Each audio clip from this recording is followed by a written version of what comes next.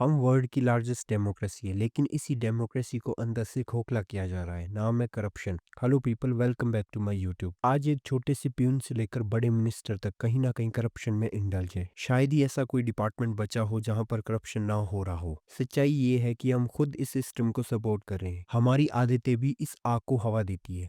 किसी government office में काम जल्दी करवाने के लिए या ट्रैफिक पुलिस को पैसे देकर बचना हो, हम पार्टिसिपेट करते हैं। फिर बाद में हम शेख ही मारते हैं कि यार मैंने पैसे देकर अपना काम करवा लिया, और उसी सांस में हम गवर्नमेंट को करप्ट बोलकर अपना हाथ झाड़ देते हैं। खैर, डिपार्टमेंट वालों की तो बात ही क्या, उनका चाय पानी का खर्चा आज तक खत्म नहीं हो रहा है।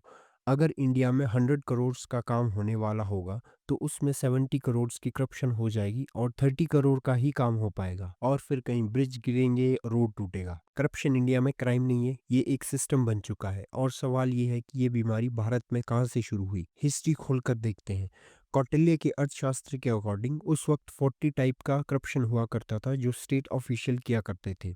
और बाद में मुगल इरा के टाइम पे करप्शन अपने पीक पर पहुंच गई। जब ब्रिटिशर इंडिया में आए तो ब्रिटिश रूल में रॉबर्ट क्लाइव ने इसे और फॉर्मल बना दिया। उसने इंडियन रूलर से ह्यूज गिफ्ट लिए और करप्शन को सिस्टम में इंडल्ज कर दिया। इंडिपेंडेंस के बाद हमने सोचा था कि सिस्टम सुधरेगा, लेकिन शुरुआत होती है स्कैम के साथ। सभी ने वीके कृष्णन मेनन का नाम सुना होगा। इनका नाम आता है जीप स्कैंडल में, जो कि हाई कमिश्नर थे यूके के।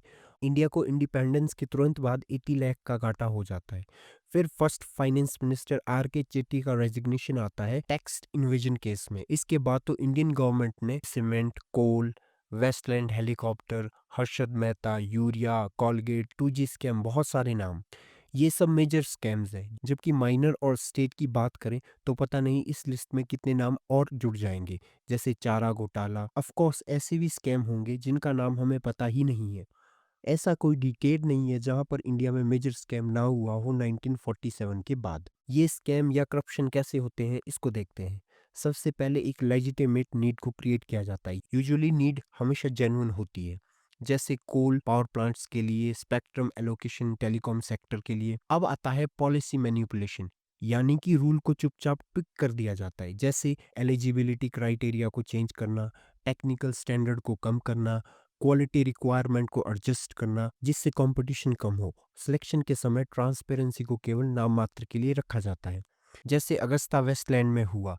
फ्लाइट एल्टीट्यूड रिक्वायरमेंट को रैपिडली मॉडिफाई किया जा रहा था ताकि अगस्ता हेलीकॉप्टर क्वालिफाई हो जाए। स्टेप 3 में ज्वाइन करता है मेन कल्प्रिट यानी मिडलमैन, क्योंकि इसके बिना कोई भी करप्शन नहीं की जा सकती है। ये एक कनेक्टर और इन्फ्लुएंस पेडलर की तरह एक्ट करता है और मेक श्योर करता है कि राइट कंपनी कॉन्ट्रैक्ट जीते। ऐसा किया जाता है ऑफशोर कंपनीज और शेल अकाउंट को यूज करके। फाइनल स्टेप में चूजन कंपनी को कॉन्ट्रैक्ट दिया जाता है। रूल को ऑलरेडी मोल्ड किया जा चुका है, जितने लोग इसमें इन्वॉल्व थे सबको कन्विंस किया जा चुका है और कॉन्ट्रैक्ट कंपनी को मिल जाता है। ये सब पेपर पे एकदम ठीक दिखता है। टेंडर निकलना, बिड करना, टेक्निकल कमेटी का अप्रूवल करना, कैबिनेट या मिनिस्ट्री का अप्रूवल, सब लगता तो ठीक है, लेकिन अंडर द सरफेस सब कुछ पहले से ही रिग्ड था। अब पैसे वापस आते हैं या तो परसेंटेज ऑफ कॉन्ट्रैक्ट या फेक कंसल्टेंसी फीस या हवाला के तरीके से। और भी तरीके हैं, मैं सब नहीं बता सकता।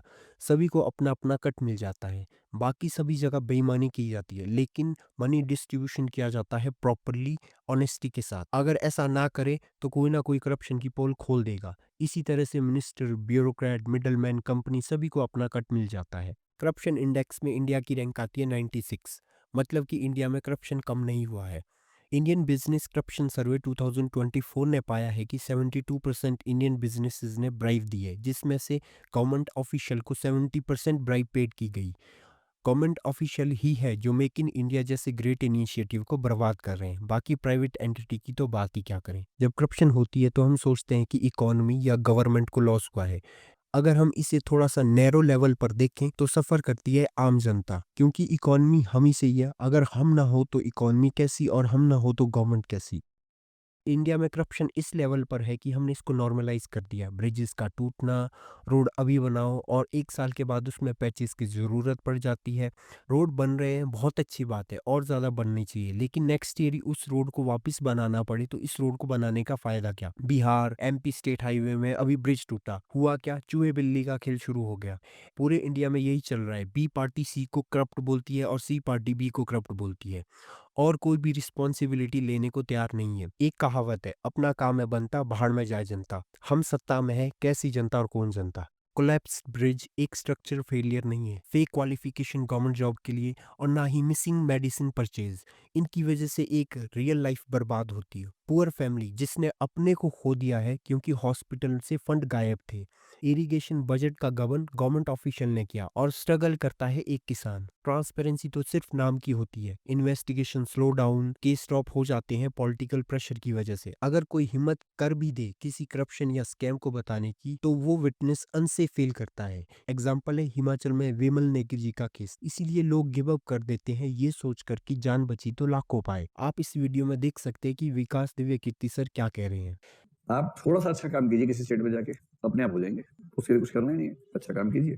और सस्पेंशन सिविल सेवाओं में सुख माना जाता है, दुःख का प्रकार नहीं है। 6 से 18 महीने की छुट्टियाँ, 75% वेतन के साथ, और जो वेतन छूट गया बाद में वापस मिलता है इकट्ठा। करप्शन एक स्लो, क्वाइट और डेडली पॉइजन है। ऐसा नहीं है कि इंडिया में रूल्स नहीं है, रूल्स तो बहुत है, जैसे Lokpal and Lokayukta, central vigilance commission, RTI act, whistle blower protection act.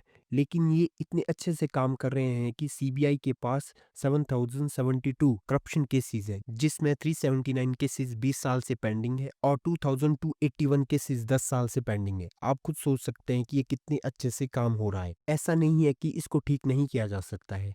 इसका सबसे अच्छा एग्जाम्पल जो करंट गवर्नमेंट ने किया है, जो मुझे बहुत ज़्यादा पसंद है, वो है गवर्नमेंट के द्वारा बेनिफिशियरी को डायरेक्ट मनी ट्रांसफ़र करना। क्योंकि बीच में जब लोग ही नहीं है, मिडल मैन ही गायब हो गया, तो करप्शन होने के चांसेस बहुत ज़्यादा कम हो जाते हैं। सेकंड आता है fast track courts. Corruption cases के लिए जब फास्ट ट्रैक कोर्ट होंगे, तो ज़्यादा चांसेस है कि करप्शन केसेस जल्दी और टाइम से ख़त्म हो जाएंगे। प्रॉपर ट्रांसपेरेंसी करना गवर्नमेंट टेंडर में, एक्चुअल प्रोटेक्शन देना उस इंसान को जो किसी स्कैम या करप्शन को डिस्क्लोज कर रहा है। नहीं तो ये करप्शन का सर्कल ऐसा ही चलता रहेगा और कभी खत्म नहीं होगा। सिंगापुर, इस्टोनिया अगर अपना करप्शन खत्म कर सकते तो हम भी कर सकते हैं। लेकिन सिस्टम खुद मैजिकली नहीं बदलता है, उसको बदलने के लिए हमारी आदतें बदलनी बहुत ज़्यादा ज़रूरी है। हम जो खर्चा पानी के लिए पैसे देते हैं, हमें उसे बंद करना होगा। क्योंकि जब हम आज 100 रुपीज़ दे रहे हैं किसी को, तो वो आगे जाके इन फ्यूचर में कब थाउजेंड्स ऑफ करोड्स में कन्वर्ट हो जाता है, हमें पता ही नहीं लगता है। सिर्फ हमें खबर आती है कि इस बैंक में इतने का स्कैम हो गया, इस सेक्टर में इतने का स्कैम हो गया। ऑनेस्टी सिर्फ एक कोट नहीं है कि honesty is the best policy. हमें इसको प्रैक्टिकली करके दिखाना है। अगर आपने वीडियो यहाँ तक देखा है तो आप बदलाव का हिस्सा हैं। लाइक करें, शेयर करें, बात निकली है तो दूर तक जाएगी। Thank you for watching. जय हिंद।